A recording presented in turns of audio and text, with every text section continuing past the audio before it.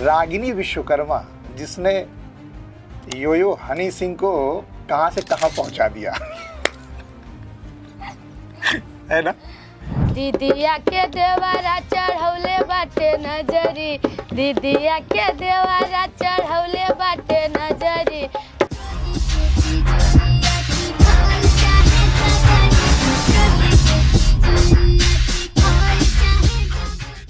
हनी जी ने बोला है कि मैं उस बच्ची का इंस्टाग्राम पे ढोलक पे देखा था, उसको बहुत खोजा ढूंढा, पता चला कि बिहार में रहती हैं। 4 दिन लगातार रिहर्सल हुआ है उस गाने को लेके और लिखाया है। उसके बाद में स्टूडियो में गए हैं तो 7 बजे शाम को गए, 4 बजे भोर में आए। मुझे यकीन नहीं था कि वो गाना आएगा, मेरी माँ बाप को यकीन था। देखिए मतलब मेहनत मैं कर रही हूँ, सारी चीज़ें मैं कर रही हूँ, मुझे नहीं यकीन था, इसलिए कि ऐसा कभी हुआ नहीं मेरे साथ। लोगों ने मेरा बहुत मजाक उड़ाया, अरे तोहार शक्ल है उन बॉलीवुड में जइबू, अभी भोजपुरी में तो कहीं नहीं पावत हो, कहूँ बजते नहीं बड़, तोहार शक्ल है कि वहाँ जइबू।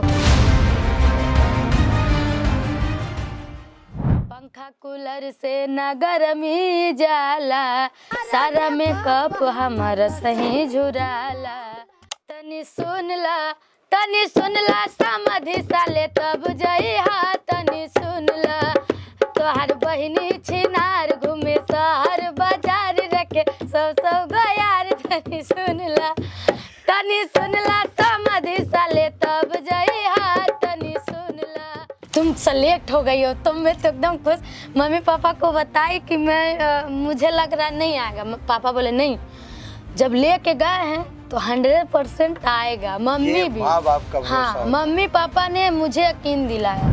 बस इतना संग था तुम्हारा हमारा, तुम्हारा हमारा, जाओ बहना खुश रहना तुम, ले लो आशीष हमारा।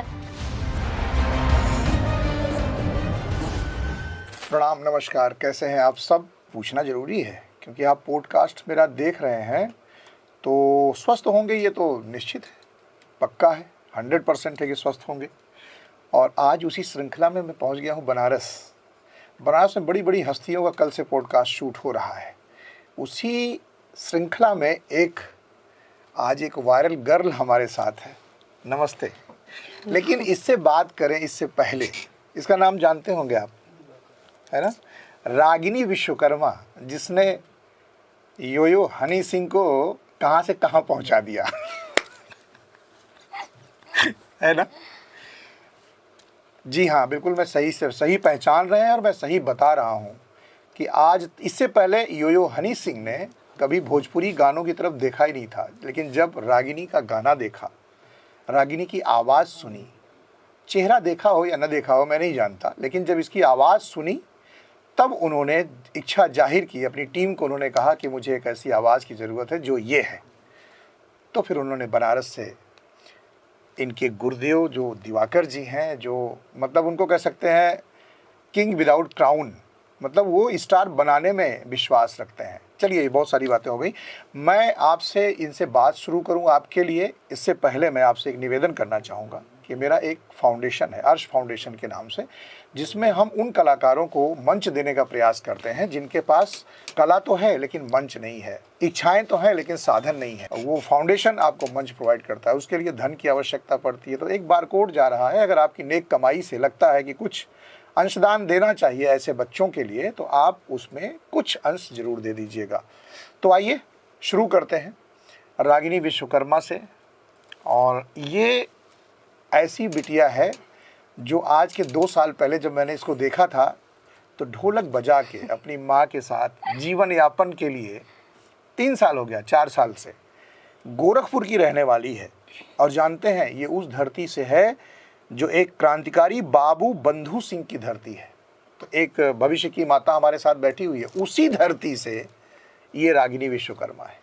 आज ढोलक बजा के, गा के अपने परिवार का जीवन यापन करते करते बनारस में दिवाकर जी के सानिध्य में आती है और लोग एक बार वायरल होते हैं।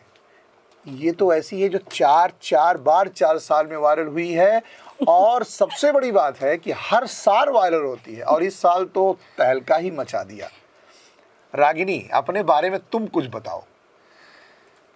मैं बस इतना ही बताना चाहती हूँ, जो अंकल जी का पॉडकास्ट है, जीती जिंदगी में आप सभी का स्वागत है। और जो भी गलती होगी मैं क्षमा चाहती हूँ, और ढेर सारा प्यार आशीर्वाद दीजिए। और जैसे सब लोग आए ऐसे अंकल जी भी आए। इनसे मेरी मुलाकात हुई थी जब बनारस में शुरुआत में आई थी बाबा विश्वनाथ के नगर में, तब इनसे मुलाकात हुई थी। हो गया 3 साल आपसे मुलाकात हुई। 3 साल हो गए।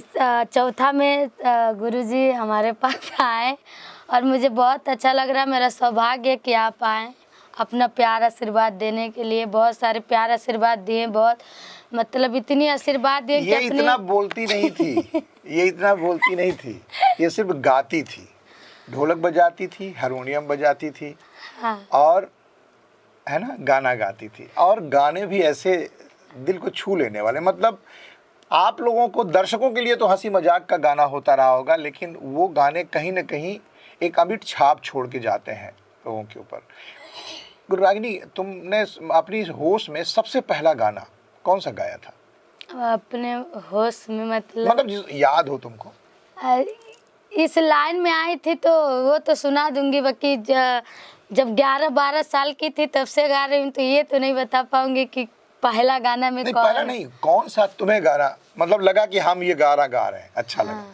ये मेरा एसी वाला था। एसी जब वाला? मैं इस फील्ड में आई तो एसी? उस हाँ, इस एसी वाले गाने से मुझे जितना प्यार आशीर्वाद मिला और मैं यहाँ तक का सफ़र की हूँ, तो ये एसी वाले गाने से लेके। बहुत सारे दर्शक हमारे एसी में नहीं रहते, लेकिन फिर भी तुम्हारा गाना सुनना चाहेंगे। जरूर सुनाऊंगी। बेधे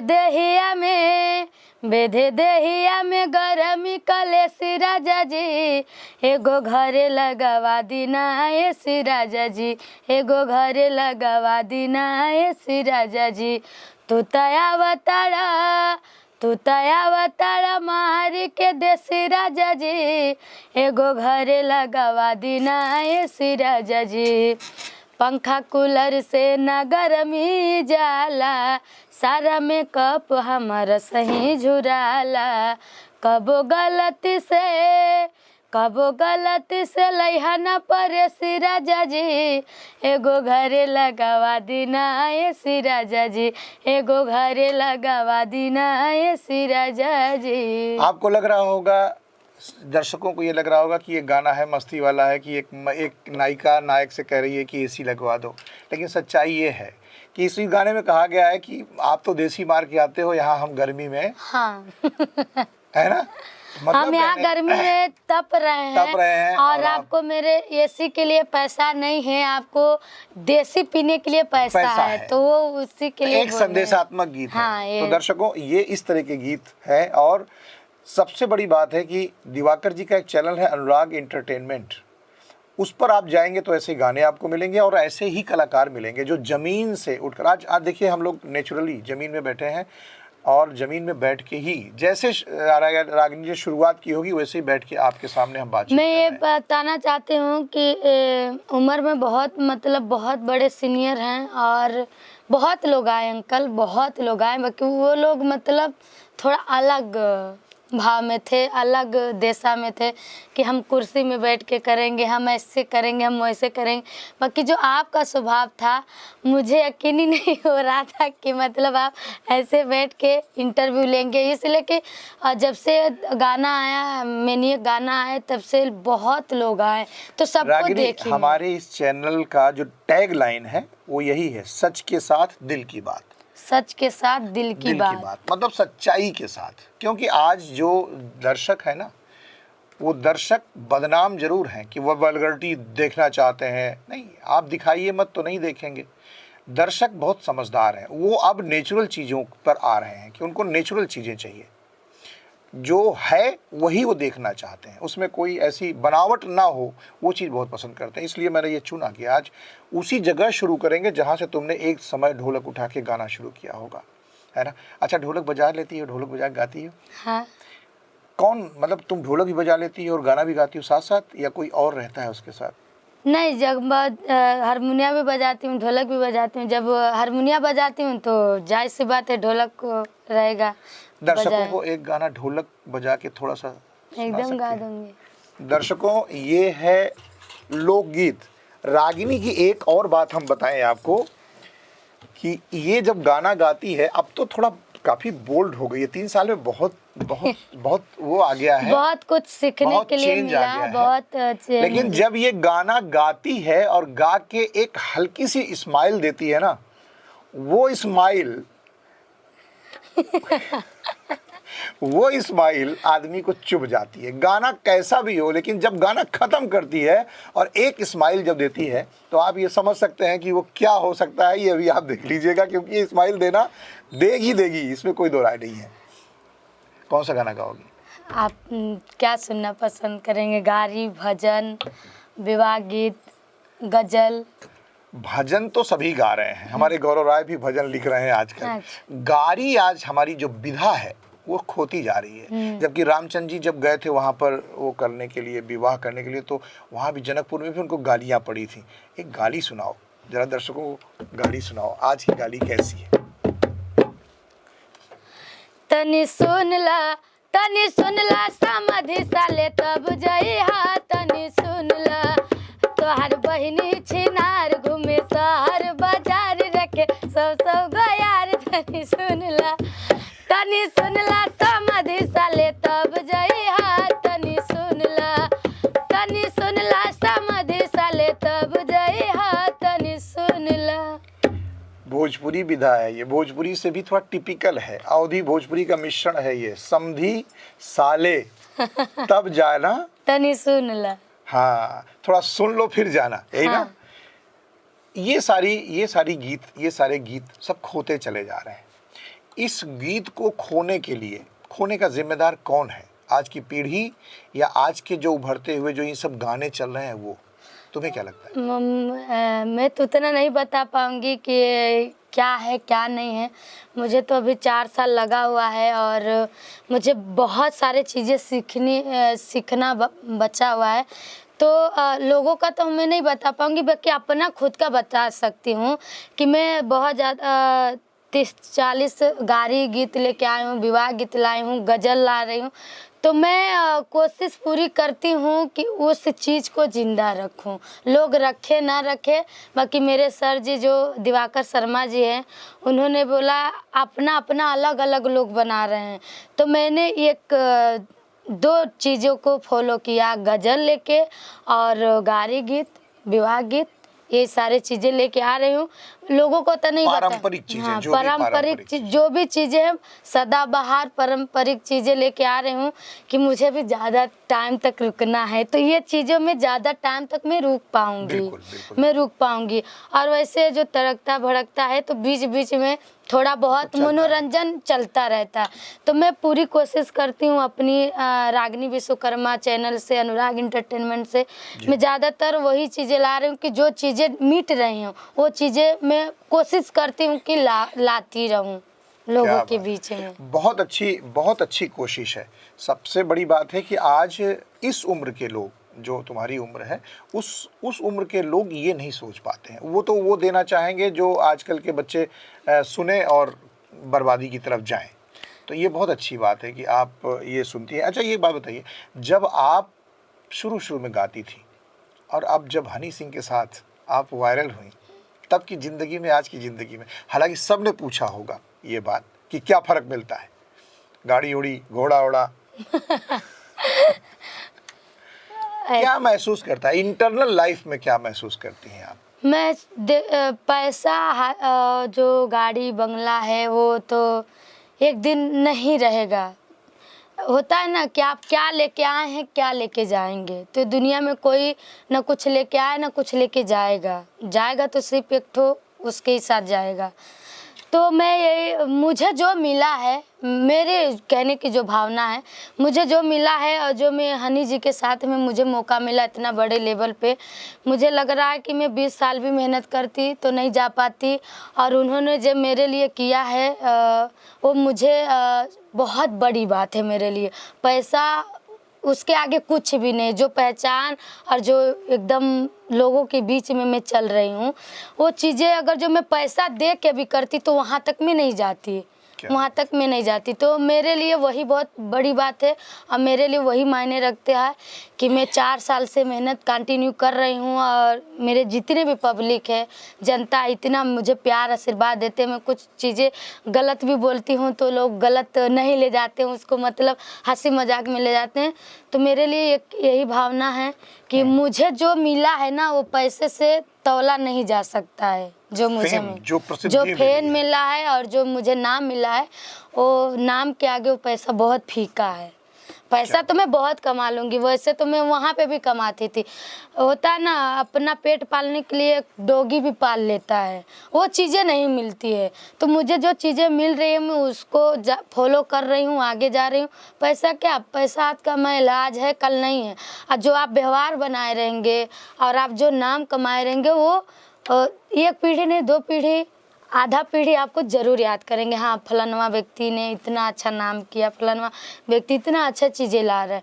तो मुझे मेरा भावना यही ये है। हाँ, बिल्कुल सही ये भावना है। ये वैसे बहुत खुले दिल की हो, मतलब कहने का कि बहुत ज़्यादा पैसे से वो नहीं है, फेम मिलता रहे, फेम मिलता रहे। अच्छा ये यो हनी सिंह से मुलाकात हुई आपकी कभी? अभी तक नहीं हुई है, लेकिन मैं इस पॉडकास्ट के माध्यम से मैं उनको टैग करूंगा कि आप हनी सिंह जी रागिनी विश्वकर्मा से मुलाकात करिए और गाना गाते गाते आप इसके चेहरे की तरफ देखिए, कि देखते रहिएगा और उस मुस्कुराहट को जरूर करिए। आप अपने एल्बम में इसको जरूर शामिल करेंगे, ये पक्का वादा है। और अच्छा ये एक गाना तुम्हारा और वायरल हुआ था, जो इसके गाने, इस एसी के गाने के बाद मछरी करके है कोई, है ना? तो वो कैसे था? वो सुना देती हूँ। हाँ, सुना के उसका मतलब भी बता देना। अच्छा।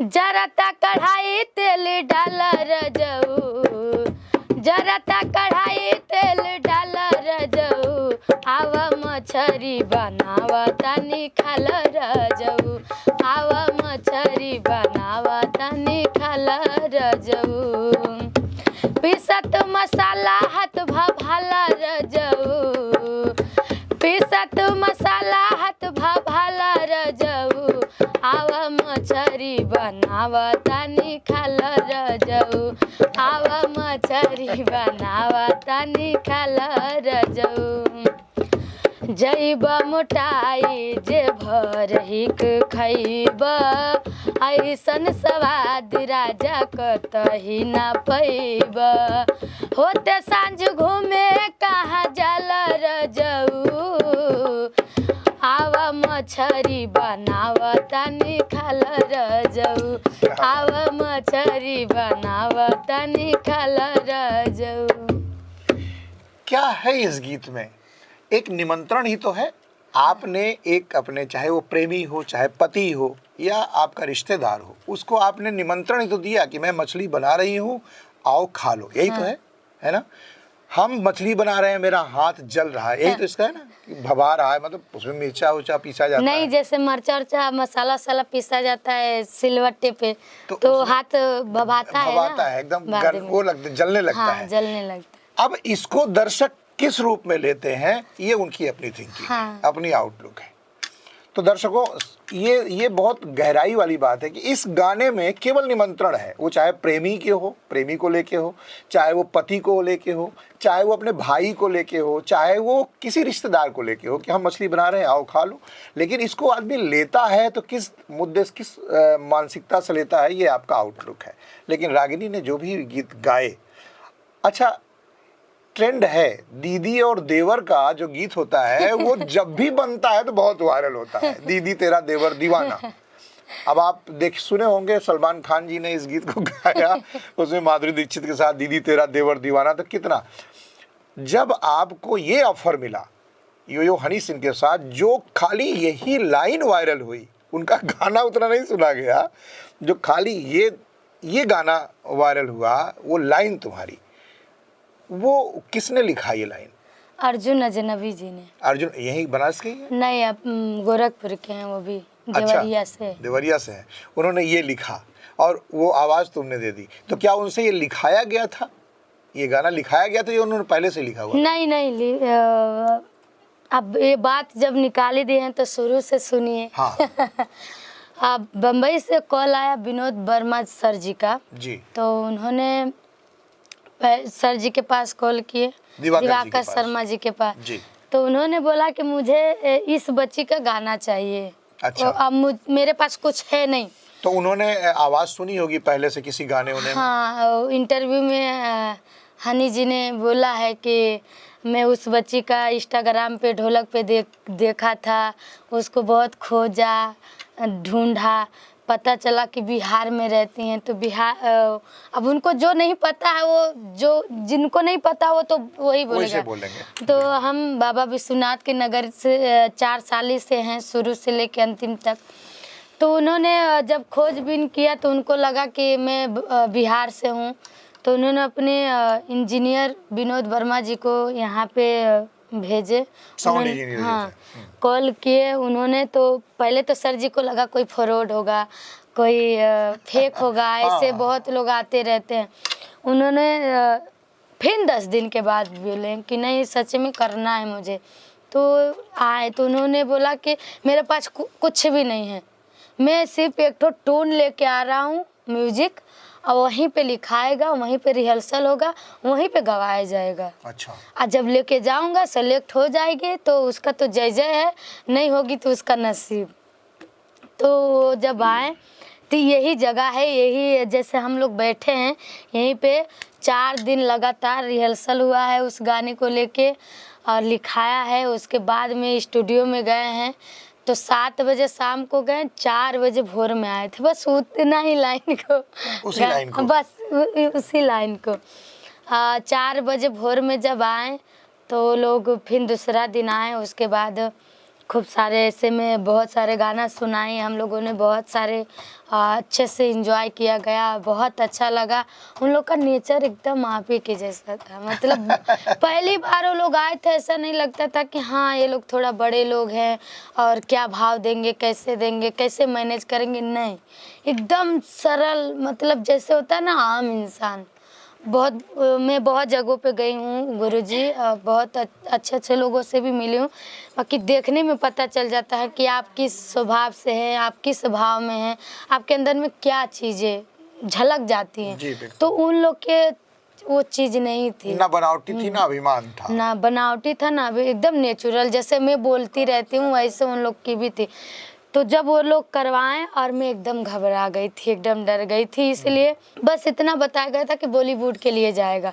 मैं बोली भगवान माता रानी, मतलब बॉलीवुड के लिए जाएगा तो मैं मतलब पूरी कोशिश की, पूरी जान लगाई कि मैं अच्छा से अच्छा दूँ, हाँ, कि सेलेक्ट हो जाऊँ। अब जा ही रहा है तो मतलब सेलेक्ट हो जाऊँ।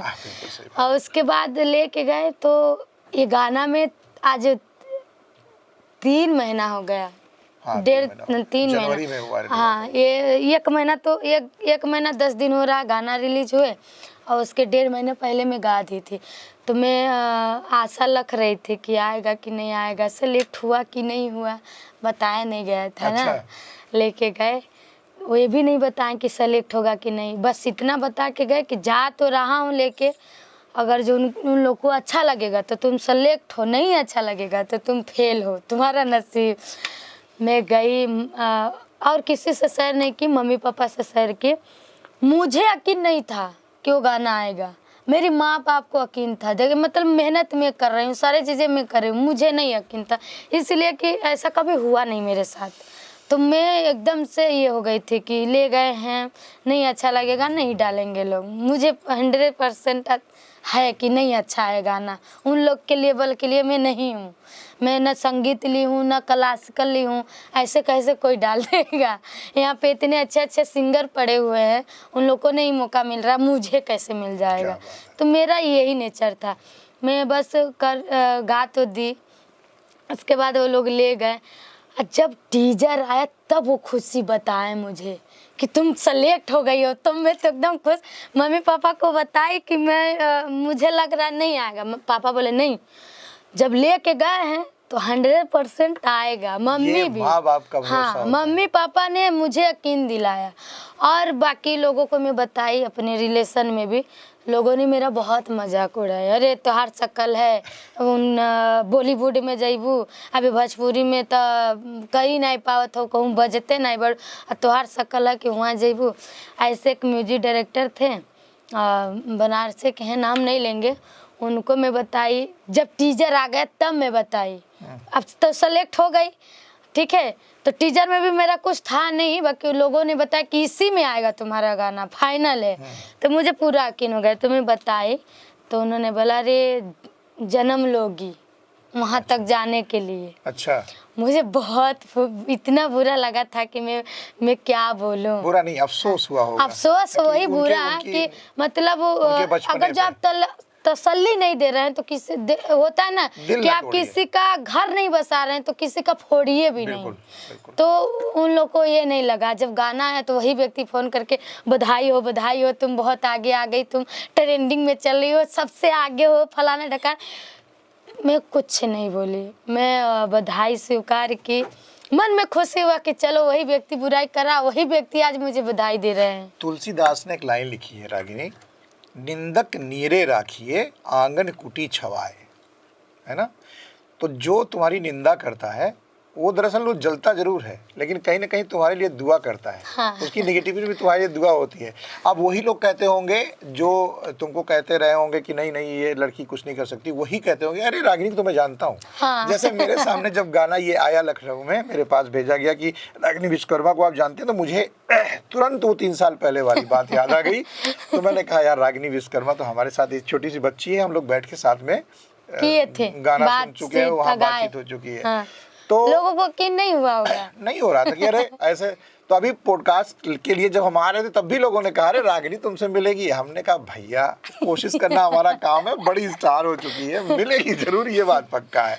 तब चूंकि दिवाकर जी का इतना बढ़िया प्रेम है, इतना स्नेह है कि उन्होंने मेरे चैनल को भी काफ़ी अच्छा बैकअप दिया था। तो उन्होंने बताया कि नहीं हम रागिनी से आपकी बात कराएंगे, मिलाएंगे। तो मैं और एक सेलिब्रिटी से मिलने में थोड़ा सा अच्छा। एक बात बताओ, आपके लिए मैं सेलिब्रिटी नहीं हूँ, ठीक है, दुनिया के लिए मैं होंगी, बाकी आपके लिए नहीं हूँ। तुम आप स्टारडम कभी भी आइए, आपके लिए कभी भी रागिनी तैयार रहेगी अंत जीवन तक। इसलिए कि मैं चीज़ों को समझ रही हूँ, जो चीज़ें मेरे साथ आप लोगों ने मुझे जो सिखाया, जो मुझे आप लोगों ने यहाँ तक हाथ पहुँचाया, थोड़ा ही पहुँचाया बाकी पहुँचाया, इसमें सबका योगदान है मेरे ऊपर। तो मैं वो चीज़ें कैसे भूल सकती हूँ, जो चीज़ से मैं उभरी हूँ, जो चीज़ से आगे जा रहे हूँ, उस चीज़ को जब मैं भुला दूंगी तो मैं आगे नहीं जा पाऊंगी। यही व्यवहार यही सोच तुम्हें बहुत ऊपर लेके जाएगी। बस इसको मेंटेन कर, सस्टेन करने के लिए प्रयास करती रहना। अच्छा, ये दर्शक सोच रहे होंगे कि खाली फालतू बातें हम करते चले जा रहे हैं, ये वो वाला गाना सुनना चाहते हैं जो वायरल हुआ है। तो कोई अच्छा ये बताओ, कोई रोक टोक तो नहीं है वहां से कि वो गाना नहीं गाना है या नहीं। तो जरा 2 लाइन एकदम सुना देते हैं। वो लाइन सुना दो। दीदिया के देवरा चढ़ौले बाटे नजरी, दीदिया के देवरा चढ़ौले बाटे नजरी, चोली के चिजुइया चिखल चाहे जबरी, चोली के चिजुइया चिखल चाहे जबरी, दीदिया के देवरा चढ़ौले बाटे नजरी, दीदिया के देवरा चढ़ौले बाटे नजरी, चोली के चिजुइया चिखल चाहे जबरी, चोली के चिजुइया चिखल चाहे जबरी। वाह क्या बात है। यही लाइन, केवल यही लाइन पूरे विश्व में बज रहा है, जय जयकार हो रही है गाने की। दर्शन पे जाइएगा और सात्विकता से इस गाने को स्वीकार करिए। ये गाना, इस गाने के बाद भी रागिनी को बहुत सारे ऑफर आ रहे हैं और इसके ऊपर डिपेंड करता है कि कौन सा वो लेती है, कौन सा रिजेक्ट करती है। अब इसके ऊपर पूरा दारोमदार है। अच्छा ये बताओ, तुम्हें पता है कि मैं भी गीत लिखता हूँ, गाता हूँ, वो भी बेटियों के ऊपर? हाँ, मैं आपका मतलब आप बहुत बड़े सीनियर हैं, आपने इतने अच्छे हिट गाने दिए हैं मार्केट में, और वो भी विदाई गीत, जितनी भी बेटियां समाज के हैं उनको लेके चलते हैं, वही सारे गाने। यही कारण है कि जब बेटियां आगे बढ़ती हैं तो मुझे बड़ा सुकून मिलता है, बड़ा अच्छा लगता है। लेकिन एक दूसरी तरफ दुख भी होता है कि इन बेटियों के लिए कुछ बेटियां ऐसे काम कर रही हैं समाज में, जिसकी वजह से इन बेटियों की पूरा बदनाम हो रहा है। अभी कई कांड हुए, देखा होगा तुमने, कांड हुआ है। तो चलो उधर नहीं जाएंगे, वो सब जो बातें हो रही हैं अच्छी हो रही हैं। हम चाहते हैं कि, चाहते क्या है, अगर तुमने मेरा कोई गाना सुना है, इसको कट कर दीजिएगा, भूल गई हूँ मैं। अच्छा तुम तो भोजपुरी में गाना गाती हो, है ना, अवधी भी उसमें शामिल होता है, गोरखपुर और भोजपुर का मिलके। तो हमारा जो गाना है वो हिंदी है, अच्छा, तो गा के सुनाओ उसको। तो मुझे तो आपका जो गाना है विवाह विदाई गीत है, तो पहले आप गाइए, मैं पूरी कोशिश करूंगी कि उस चीज़ को खरी उतरूं। पहले आप गाइए। इनका बहुत सारे गाने हिट हैं और मतलब एकदम होता है ना कि बहुत लोगों ने गाया है, सारी चीज़ें गाए हैं। बाकी जो नाम आपने कमाया है बेटी समाज को लेके, मुझे नहीं लगता कि बहुत लोगों ने कमाया होगा। जानती हो रागिनी, 34 साल के लोग, 34 साल से कम के लोगों ने 90% वो गाना देखा है। उसमें बेटे बेटियां सब मिलके 34 साल से कम के लोग, बहुत बहुत वायरल हुआ है। हम सुनाए पहले? हाँ, आप तो मैं तो ढोलक नहीं, ढोलक नहीं बजाया जाएगा आपको कल। आप अच्छा दोहराओगी हाँ, तुम उसको? बस मैं दोहराऊंगी। एक गाना मैंने लिखा था अपनी ही बेटी की शादी में, वो गाना बहुत वायरल हुआ था। जैसे अब तुम वायरल हो गई हो, वैसे वो गाना करीब 70-80 करोड़ लोगों के पास है यूट्यूब के बहुत में। बहुत अच्छा लगता है जब कोई, मेरे अपने चैनल पे 9 करोड़ लोगों के पास है वो गाना, बहुत वायरल हुआ। तो उस गाने को दोहराओ। बस इतना ही संग था तुम्हारा हमारा, तुम्हारा हमारा, जाओ बेटी खुश रहना, ले लो आशीष हमारा। बस इतना ही संग था तुम्हारा हमारा, तुम्हारा हमारा। बस इतना संग था तुम्हारा हमारा, तुम्हारा हमारा, जाओ बहना खुश रहना तुम, ले लो आशीष हमारा।